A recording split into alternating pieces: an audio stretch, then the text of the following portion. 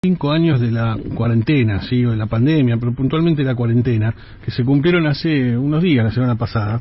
Parece mentira por lo que ya hayan pasado 5 años, ¿no? Uno a veces, es raro, porque uno a veces la tiene como todavía muy cercana y a veces al revés, la siente como algo que pasó hace muchísimo. Pero fueron 5 años y muchas de las consecuencias se notan todavía, se notan en el plano emocional, en el plano psicológico, en el plano anímico, en el plano de las relaciones sociales, ¿sí? Lo hemos visto muchas veces, hay distintos comportamientos que han aparecido o se han agudizado producto de haber estado tanto tiempo bajo encierro. Yamila Martorell es vicepresidenta de la Asociación Argentina de Coaching Ontológico y la tenemos en línea. ¿Qué tal, Yamila? Hola, ¿qué tal? ¿Cómo andan? Muy buenas tardes. Bien, bien. Bueno, contanos primero, ¿qué notas vos cuando hablas con la gente, digamos, o ya sea particulares o alguna organización que te pide tu asesoramiento? ¿Qué notas vos respecto de la pandemia y de la cuarentena en especial, del encierro? ¿Qué huellas nos dejó? Hay algo interesante que pasa independientemente de si sean las empresas o las personas de manera particular, que es que la pandemia marcó un antes y un después. Esto que a veces les decías recién, ¿no? Como que parece mucho tiempo y parece poco tiempo, de la misma forma, ¿no? Entonces, es ese suceso o esa experiencia que nos toca vivir, independientemente del área de vida en que lo podamos, digamos, mirar o observar, pero que todos podemos sentir que hay un antes y un después. De hecho, si te pones a escuchar historias, dices, no, antes de la pandemia, después de la pandemia, y eso significa que marcó, como decías, una huella, dejó una experiencia, un aprendizaje, y en algunos casos las huellas han sido beneficiosas porque han logrado replantearse un montón de formas de vivir, de hacer las cosas, y en otros casos todavía quedan secuelas que tienen que ver mucho con lo emocional, en algunos casos con lo físico, en algunos casos con ciertas secuelas que hacen que todavía tengamos que estar como buscando una manera de reparar aquello que nos pasó. Uh-huh. Así que pasa de todo un poco, digo, también la pandemia ha sido muy, en términos más de aprendizaje, y ya habiendo pasado la parte más dura, ¿no? Un tiempo después, de dejarnos una enseñanza, ¿no? De cómo queremos vivir, del futuro que nos queremos plantear, de la forma en que hacemos nuestra vida día a día. Uh-huh. ¿Eso podríamos ponerlo del lado de los efectos positivos, si se quiere? Sí, en realidad es raro hablar de efectos positivos. Sí, o más que positivo, ¿no? de un cambio para mejor, digamos, ¿no? O más resiliencia, si se quiere. Sí, es como un aprendizaje, claro, ¿no? Donde yo aprendí, digo, y después sí le puedo sacar como los beneficios a ese aprendizaje para reconfigurar una manera de ser o una manera de vivir, elegir, ¿no? Digo, yo creo que el encierro, el aislamiento, con todo digamos, las contras que tiene, ha traído mucha reflexión, mucho replanteo, mucho espacio para poder preguntarnos cosas que no nos preguntábamos por nuestra propia rutina. ¿Y qué cambios en esa línea viste de la gente? Y los cambios que sucedieron tienen que ver mucho con elegir un estilo de vida, diseñar el futuro que queremos, elegir las emociones con las cuales queremos vivir nuestro día a día, a veces bajar un poco la velocidad en la que vivimos, en algún punto valorar la conexión social, revalorizar, ¿no? Digo, esto de volvernos a conectar socialmente. Digo, hay un montón de cosas que se pusieron sobre la mesa que nos permitieron darle un valor diferente al que le veníamos dando.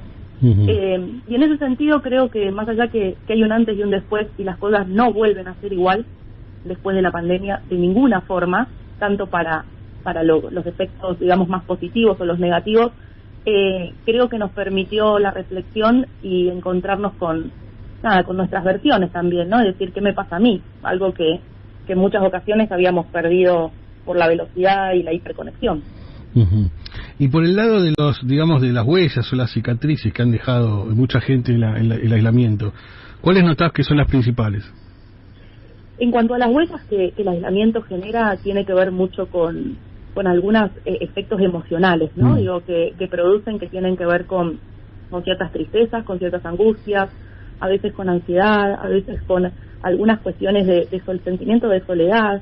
El aislamiento fue muy duro para muchas personas, algunos lo lograron vivir un poco mejor, pero hay otros que quedaron, digamos, verdaderamente aislados, digo, en este sentido de soledad, ¿no? Digo, de que se encontraron solos, porque hay mucha gente sola que quizás socializa con el salir a caminar por el barrio, con la gente con la que se cruza siempre, con ir a un café que va todos los días, y eso se había perdido. Entonces esas personas se encontraron solas. Emocionalmente los efectos fueron, y siguen siendo, en algunos casos, muy duros, y como dijiste recién, trajiste un término que me parece que es el adecuado, ¿no? La resiliencia. la capacidad todavía de seguir sobreponiéndonos a aquellas situaciones que nos hacen salir un poco más fortalecidos al final del camino. En el medio hay mucho dolor, pero al final del camino hay una luz que nos permite encontrar una manera diferente. Y bueno, por ejemplo, nosotros en nuestra profesión como coaches hemos acompañado y todavía acompañamos un montón de personas que se replantean cómo quieren vivir, ¿no? El diseñar su futuro, el elegir sobre todo. También la cuarentena fue la sensación de no podemos elegir, esto es una obligación. Claro. Entonces ahí también se nos ponen muchas cuestiones en juego, ¿no? Digo, cuando no te dejan elegir, cuando sentís que perdés tu libertad, tu forma de ser, de expresarte. Entonces, bueno, surgen otros recursos, pero al mismo tiempo dejan de ser los mismos que fueron siempre. ¿Cuánto hay de gente que se quedó con miedo? Y cuando digo miedo no digo solamente miedo a la enfermedad, al virus, sino el hecho de que vivimos 1 año y pico largo, 2 años, ya no recuerdo bien, hubo distintas etapas de aislamiento, pero donde aquellas personas, sobre todo al principio, aquellos que no se acomodaban del todo al aislamiento o que se rebelaban en cierto punto, eran directamente perseguidos por el Estado. ¿Cómo quedó eso en la cabeza de la gente? Mira, yo creo que en lo que tiene que ver con esta emoción que traes, que es el miedo, y absolutamente a distintas cosas, ¿no? Digo, a la enfermedad, a que los persigan, a no poder elegir, a que te saquen tu vida cotidiana y que tengas que readaptarte porque no te queda otra. Digo, nada, miedo a perder a alguien. Digo, también apareció la muerte, la pérdida de seres queridos, miedo a no poder saber cómo está el otro, a no poder acercarte. Digo, miedos infinitos, si los pudiéramos, poner una lista de miedos. Creo que hay un montón de miedos que se pusieron como a flor de piel. Algunos siguen vigentes porque nos enseñaron a vivir la vida a partir de ese miedo, entonces no lo perdimos, digamos, no se fue, pero me gustaría por ahí también dejar este mensaje, ¿no? No sentir el miedo como una limitante, como una emoción quizás negativa, sino como una posibilidad de que nos ponga en alerta de preguntarnos qué es importante para mí, porque cuando yo le tengo miedo a algo, hay algo que de fondo me importa, que quiero cuidar. Entonces, bueno, cuando es miedo a la enfermedad, ¿qué me importa? Quizás mi salud y la de mis seres queridos. Entonces, quizás la pregunta es, ¿qué puedo hacer hoy para cuidar mi salud y la de mis seres queridos y reducir un poquito ese miedo? Siempre hay algo detrás que me importa. Y miedo, nada, un montón dejó, pero siempre con la posibilidad de que pongamos atención a ese miedo para no para que nos limite, sino para que de alguna manera nos permita encontrarlo a lo que le damos importancia, ¿no? Y queremos cuidar. Eso te quería preguntar, ¿cómo salir de eso, ¿no? O sea, ¿cómo trabajan ustedes, o en general, qué le podés recomendar a la gente que de golpe se nota que quedó con más angustia, que quedó con miedo, como decías, gente que ha perdido vínculos sociales por el aislamiento, porque ha fallecido gente con la que antes se juntaba o porque se dejaron de ver, familias que se han separado y hoy a veces no se pueden volver a juntar como antes? ¿Qué recomendás o qué se puede hacer en esos casos? Siempre es recomendable pedir ayuda. A veces nos cuesta un montón como seres humanos darnos cuenta y estirar la mano para que alguien me pueda ayudar. Esa ayuda siempre recomendamos buscar algún profesional, que puede ser un coach ontológico avalado, puede ser un psicólogo, puede ser, digamos, cualquier profesión que yo sienta que me puede un profesional acompañar en ese proceso. A veces la reconstrucción propia llega hasta un lugar, ¿no? Hasta un límite, y la mano de un profesional calificado realmente nos puede acompañar. Y por otro lado, si me acompaña un profesional, también los recursos que tengo más directos, ¿no? El volver a conectar con lo que disfrutamos, con lo que nos hace bien, con la vida, con la gente que queremos, que quedó, con la que tengamos a mano, y el desafío, creo yo, de revincularnos socialmente generando nuevas relaciones sociales.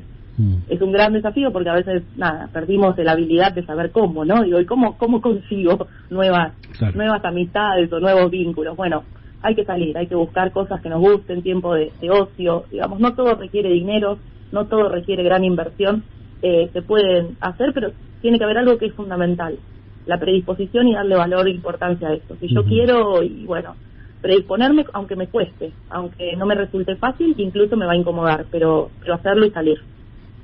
Sí, pensaba además, ustedes los coaches trabajan con particulares, pero también mucho con empresas, ¿no? Pensaba en el home office, que sin duda ha quedado como una costumbre súper instalada después de la cuarentena, la pandemia. Digo, por un lado tendrá sus ventajas, ¿no? Para la gente que puede por ahí tener más tiempo en su casa, organizarse mejor, o mismo las empresas que han reducido gastos, etcétera. Ahora también se ha perdido un lugar de sociabilidad, ¿no? Porque el trabajo, además de trabajar, uno ahí entra en contacto con otra gente, hace amigos, o bueno, charla, conoce gente distinta, es un espacio de comunidad, y ni hablar las universidades, ¿no? Donde los chicos, además de estudiar, es parte de entrar al mundo, y eso en parte se ha perdido o se ha visto muy reducido. Sí, totalmente. Eso es un famoso cambio de paradigma, del antes y el después, ¿no? Digo, si hay algo que en el mundo de las universidades y de las organizaciones ha dejado, es el home office, es el estudio virtual, digamos, y un montón de cambios, ¿no? De hecho, igual ahora, justo en estos últimos meses, han salido un par de empresas o de noticias donde las empresas proponen volver al trabajo 100% presencial. Sí. Y obviamente se abre una polémica tremenda, ¿no? Digo, por esta misma conversación, beneficios que puede traer para el colaborador estar o no estar haciendo home office. Y varias empresas han tomado esta determinación justamente por esto, ¿no? Por el trabajo en equipo, por el estar presente, por las emociones que se viven en el día a día, por la comunicación misma, ¿no? Digo, esto de cómo nos comunicamos presencialmente y cómo nos comunicamos a través de la virtualidad. Bueno, así que está esa polémica un poquito instalada de que algunos piensan que volver al 100% de presencialidad es como volver para atrás. Y otros piensan que hay una revalorización de algunas cuestiones. Así que eso quedó ahí, pero sin duda hay un antes y un después, y no estaría la polémica, ¿no? De que a quién le sirve y a quién no, tanto la presencialidad como el home office. Claro. Bien, bueno, veremos. 5 años parece mucho, a la vez es poco para este tipo de cuestiones, ¿no?